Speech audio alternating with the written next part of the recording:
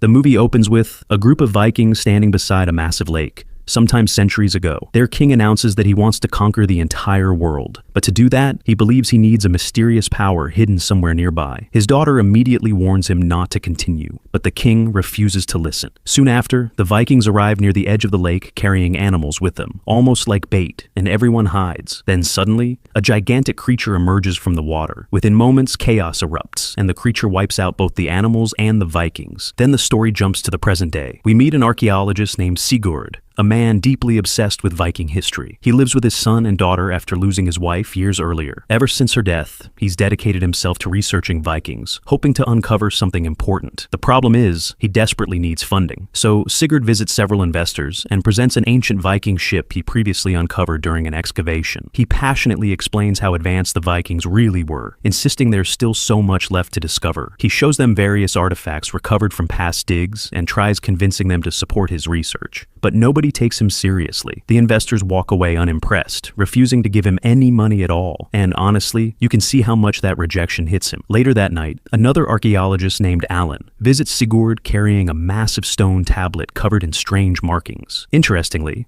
one of those symbols perfectly matches a mysterious object that had previously been discovered during another excavation and stored in a museum. Curious, they retrieve the artifact from the museum and place it onto the stone. Amazingly, it fits perfectly, almost like a missing puzzle piece. Now, things start getting interesting. As Sigurd and Alan carefully study the tablet, they realize the markings aren't random symbols at all. They're actually a map.